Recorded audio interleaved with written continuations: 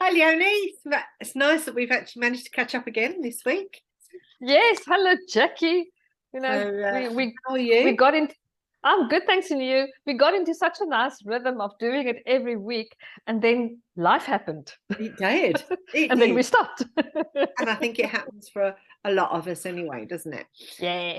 So, okay. So I thought today we would discuss sort of emotions and stress because Mm.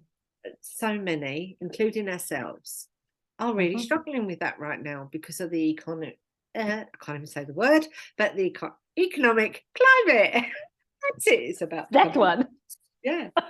And you had a fantastic training seminar that you gave this morning as well on a very similar subject. So, Yes. when we talk about emotions, I was thinking, what would you say are the key concerns that you're seeing at the moment? Jackie, whenever somebody comes to me, when I do couples or if it's one-on-one people, and they start telling me what's going on, and the emotions are all over the place. They are literally, they're flying off the handle. I usually try them to first calm down.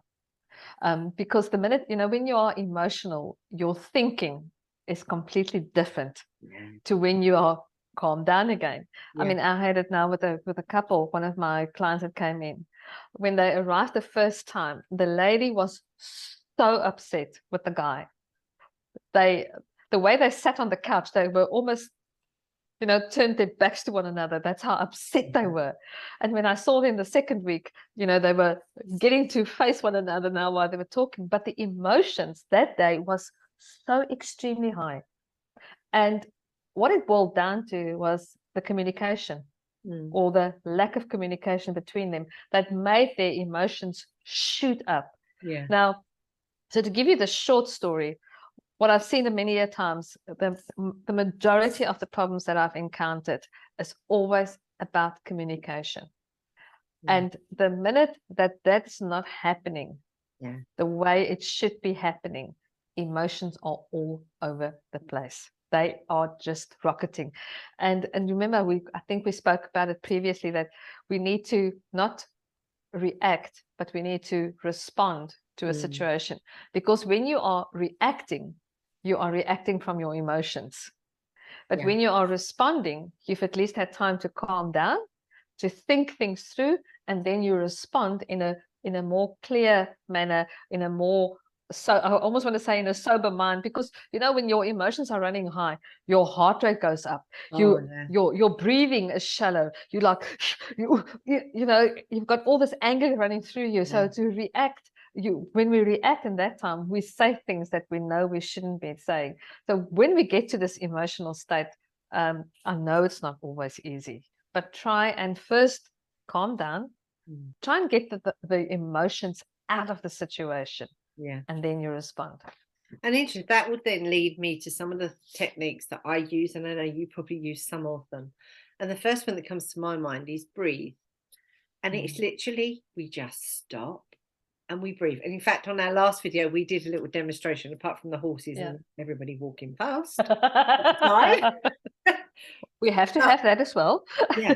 So that's one, isn't it? That when we're doing that breathing exercise, and it doesn't take much, that helps suddenly the body to just stop, okay, and relax a little bit. Then we can do some other things, can't we? We can do relaxation techniques. We could do tapping. We've talked about tapping and we've talked about our emotional oils. What are some of the tips that you personally, what are the things that you would use in that environment? You've got a client that's come in, they're really emotionally stressed. Now, I would start on those ones that I've just mentioned, and I would walk through with those. So they'd become into that relaxed state. Do you have anything particular that you feel that you would use? Yes, I think we mentioned it last week as well. I say 7-Eleven can save your life. Remember the 7-Eleven. You breathe in for 7 counts, and then you exhale for 11 counts. And this Oh, morning when I told the people, I said to them, I have to teach them about the 7-Eleven technique. I said, so just before you put your hands around the neck of your coworker, just just think 7-11 quickly. So you breathe in for 7 counts, and then you breathe out for 11 counts. And that just gives you, and you can repeat that as many times as you feel you need to just relax. Because we mentioned it as well, is that the minute you get upset or the minute your emotions go sky high, your breathing gets shallower. So you're not getting enough oxygen in, so things start going all wiry upstairs because we're not getting the oxygen in. So Yeah, what you do exactly. then, when you inhale for 7 counts, you're like, you've got to force that air in and then exhale slowly for about 11 counts. And that just helps your body. No magic trick in it. It just helps your body to calm down, keep the emotions under control. It's not going to take the problem away. The No. problem is still going to be there once you've exhaled. And once you've inhaled and exhaled again, the problem is still going to be there. So there's no magic trick in it. It just gives you time to gather your thoughts and gather your emotions. Exactly. So yes, that's the one that I've been advising people now is to use 7-11. That's really If good. you So can't that's your emergency, boom, that's what you use. And then I would then say to people, the sort of things I would go on is about forest bathing and finding a thoughtful spot. So journaling. I know you do a lot of journaling as well, where you go and just get all those emotions out of your head onto paper. They don't have to make sense, do they? But if we get them out onto paper, correct, then we can start to sift through them and work out a plan that works for us. And I was thinking, so when we're looking at that plan, so for me, going for a walk, somebody else, it might be reading a book or doing a hobby or something like that. And then we start to put that in. But then we need to know, okay, so when I'm with so-and-so and I feel like I want to throttle them, I'm going to do my 7-11 or my 5-5s. And then how do I change that thought pattern? So for me, the thing that comes in is emotional freedom technique. That's how we change that thought pattern. And one of the things we've often talked about is changing that negative into a positive with everybody calls them affirmations, but positive things we say to ourselves, isn't it? Yes. And you often talk about looking in the mirror and going, I am, or whatever it may be. So if we put all of those things together, then we're giving them those techniques for the next step. So on that next step, so we've done a journaling, we've got it all out of our head. How would you advise? I would do mine through tapping with scripts and I would work on that thought process. What would your advice be then? How do they change that pattern?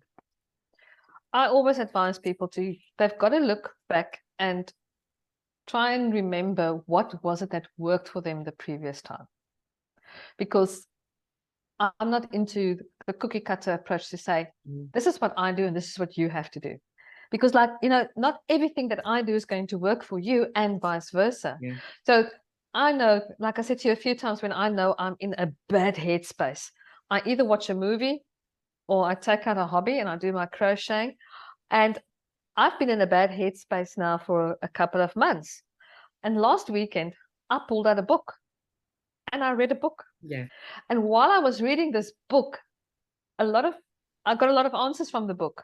It is by a Christian author. So I got a lot of answers from this book. It was a fictionalized story, but I got a lot of answers from it. And I giggled and laughed at the end of it going, Leonie, you just got a hiding here of note. So it really depends on what it is that works for you. I mean, if I come to you and say, Jackie, I need you to read this book next time you're in a frazzled state of mind, you're going to look at me and go, no, I don't think so. I don't read on the best of days. Now you're telling me to read when I'm in this hot mess. So don't come and tell me to go read a book. I can't concentrate. That is interesting because if you gave me a book, I can't concentrate when my head's going.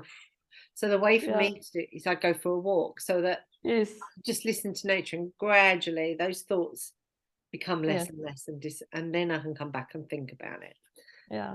So we're all very different, aren't we, on that? I've also advised to some of my clients, I said, get something that can remind you to calm down.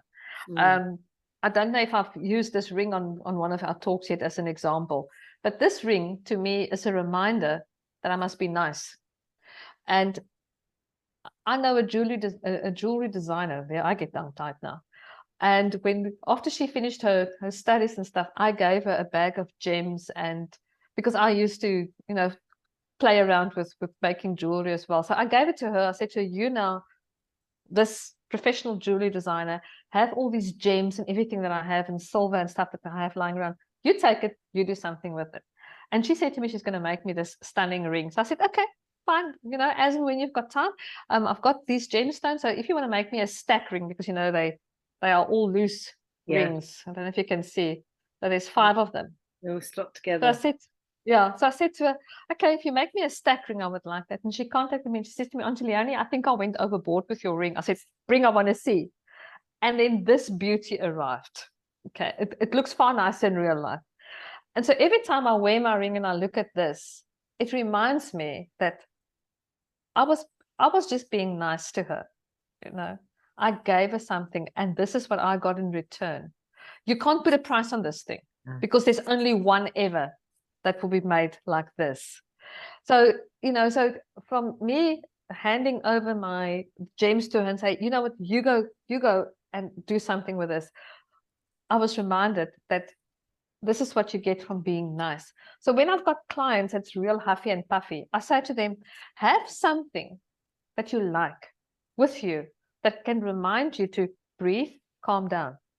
One of my clients, she loves rainbow. She is absolutely rainbow crazy. So I said to her, okay, find a rainbow that you can carry with you, maybe in a key ring, maybe in a pen, maybe, something that you can stick in your handbag or whatever. But the minute you feel you are about to put your hands around the neck of the other person, just take out your reminder, whether it's your rainbow, whether it's a ring, whatever, and just remember to breathe. And again, I said there's no special freaky, what did somebody say the one day, woo stuff in this. It just serves as a reminder to say, this ring, be nice. Exactly. Or that rainbow, just breathe. So just have something that will help you focus again, because that is something that I've noticed now, especially when I went through this period, is that I lose focus. And I get so extremely bent out of shape for what I was going through. And if I just kept my focus and just stuck to the plan, it would have been better, but we lose focus. So you need a reminder to say, focus, just get back in line. Even if it's the word focus that flashes up on your computer screen, or you've got something. And that's why I say it's different for each and every person. You've got to find that thing that works for you. Exactly. And that's one of the things why we talk about even the affirmations, because sometimes you can just have a list of them or a couple of ones that you think, oh, that's important to me. It could be a verse, it could be a scripture, it could be anything. And you can set it on your desk or make a little note on your notelets and post it on your computer. And when you're thinking, oh, I'm feeling really, this is really getting to me, click, read. Oh, okay, take 5. Let me go and do whatever that is. Come back and then deal with that situation. But obviously, if you notice those things are not working, then that's really when you need to be reaching out to like me or you, see how we can work on that on a much deeper level. And I think that's really key, isn't it, for people? So we'll leave it there for today. And we'll carry this discussion on, I think, but I think we'll go into maybe into the deeper issues now, how people cope with emotions. We've talked about emotions, but maybe next time we can go into a bit more detail of the triggers of those emotions. Most definitely. What and how to avoid them. Maybe that would be a good subject for next time. And I know that's your expertise as well. Excitement. So, yes. So, thanks ever so much for joining us today, Leonie. And thank you so much, Jackie, for having me. See you next week. Okay. Bye. Bye.